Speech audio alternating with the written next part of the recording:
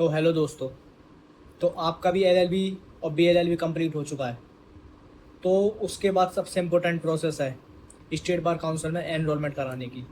तो उसके लिए आपको अपने डॉक्यूमेंट्स रेडी करने पड़ेंगे और एक फॉर्म आएगा 7 पेज का, जो कि पहले 16 पेज का आता था, अब उसको 7 पेज का कर दिया गया है।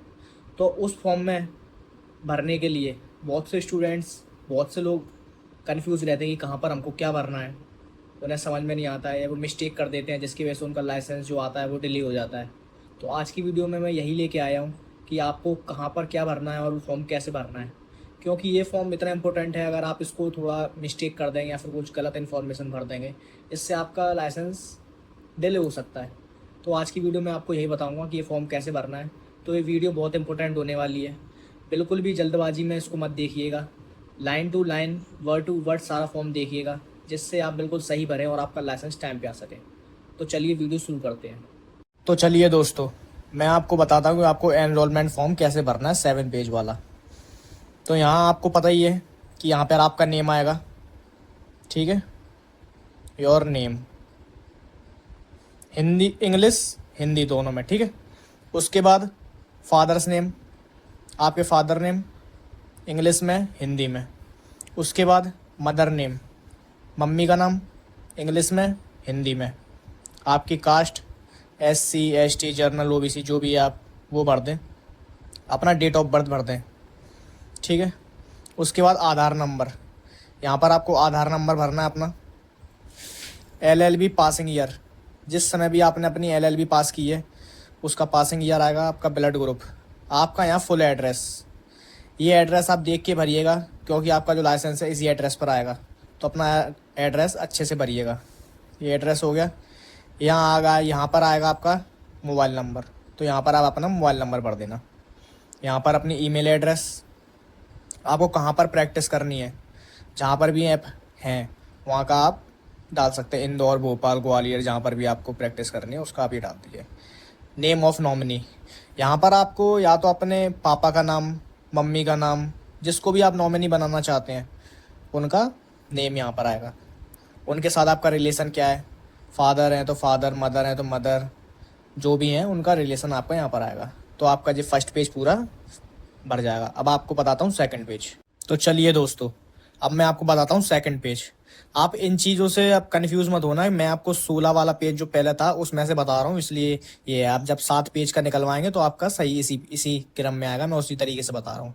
तो अगर आप सिर्फ स्टूडेंट हैं, आप अभी कुछ नहीं कर रहे हैं और सिर्फ पढ़ाई की है और आपने अपनी LLB डिग्री कंप्लीट कर ली है, तो ये आपके लिए पूरा सेम रहेगा। अगर आप कुछ भी नहीं कर रहे हैं तो आप उसमें लिख सकते हैं मैं किसी भी अन्य रोजगार में संलग्न नहीं हूँ। मतलब आप अभी कुछ नहीं कर रहे हैं, आप सिर्फ पढ़ाई कर रहे हैं। आपको ये लिखने के बाद अपना साइन करना है।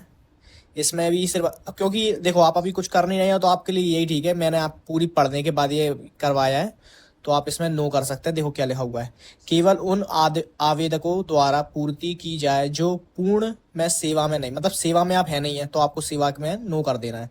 इसमें भी नो कर देना है, यहाँ पर अपना साइन कर देना। ये है, देखिए दूसरा, एदत द्वारा यह घोषित किया जाता है कि किसी व्यापार, आप किसी व्यापार में भी नहीं है तो ये नो, यहाँ पर आपका साइन। तीसरा, उन आवेदकों द्वारा पूर्ति की जाए जो व्यापार, देखो ये भी व्यापार और व्यवस्था का है तो यहाँ पे भी आपका नो, यहाँ पे भी आपका नो। ये है तीसरा। ऐसी अन्य परिस्थितियां अथवा घटना या आदि कोई हो तो उल्लेख करें। आपके साथ ऐसी कोई घटना आदि या कुछ नहीं हुई है तो आप नो कर दें और अपना साइन कर दें।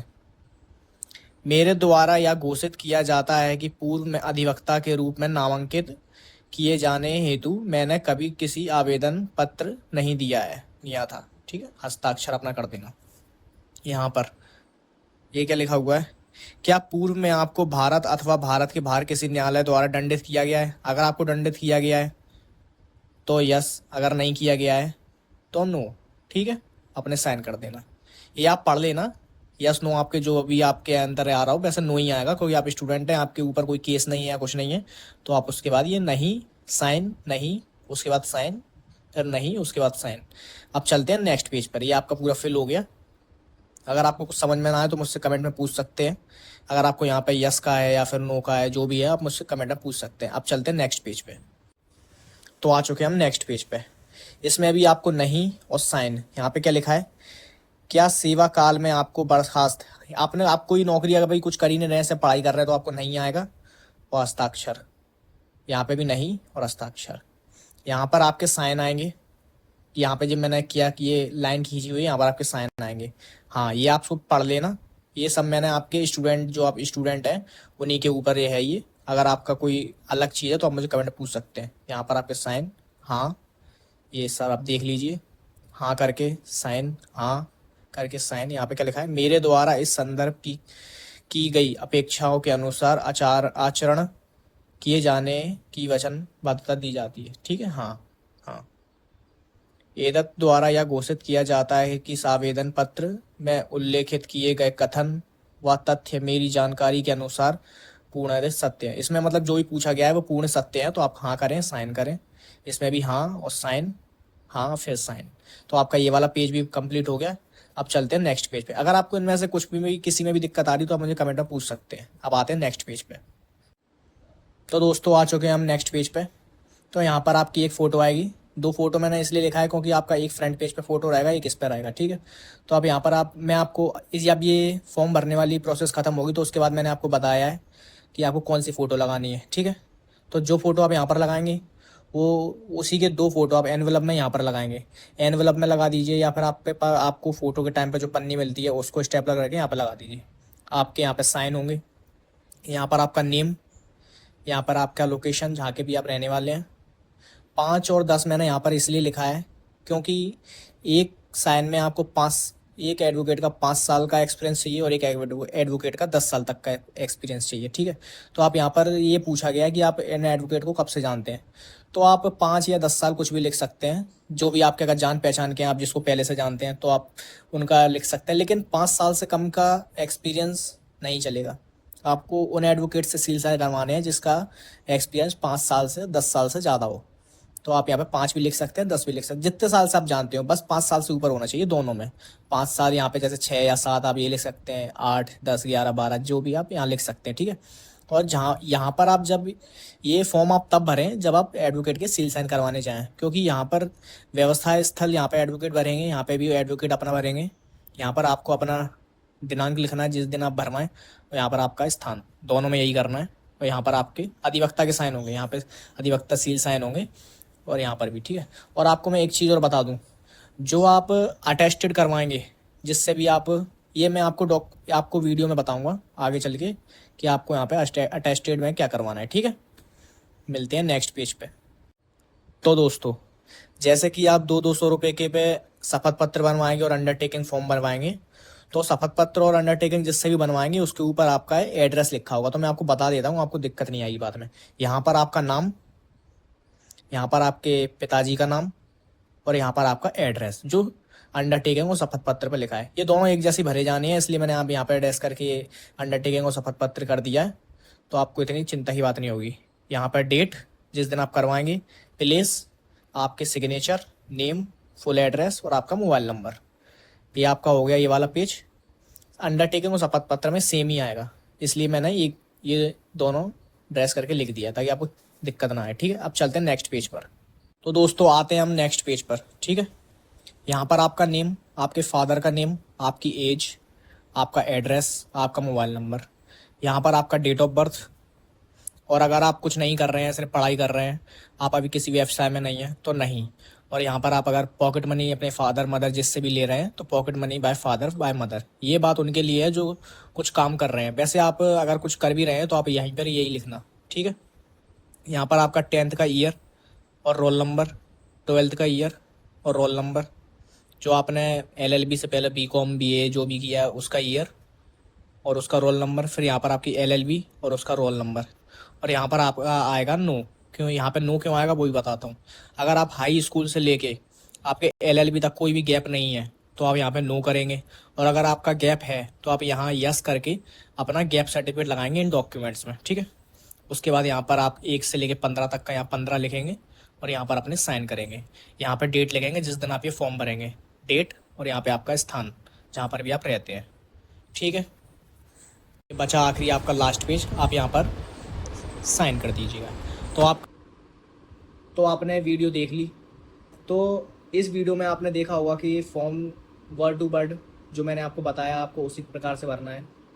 कुछ चीज़ों में ऐसी भी हैं जिसमें आप यस करना हो तो आप अपने हिसाब से उसको पढ़ के, वैसे ज़्यादातर मैंने ये लॉ स्टूडेंट्स के लिए बनाया है जो सिर्फ अभी पढ़ाई कर रहे हैं, तो उनको जो मैंने बताया आप उस सेम भर दीजिए। अगर आपको उसमें कुछ समझ में नहीं आता है या फिर आपको एडवोकेट के बारे में, जैसे उसमें 2 एडवोकेट्स के सील साइन लगवाने हैं, तो वहाँ पर उस चीज़ जगह पर मैंने आपको बोला है कि आप एडवोकेट के भरने के बाद ही या फिर जब आप उनसे सील साइन करवाएं तभी भरें, ताकि उससे कोई मिस्टेक ना हो।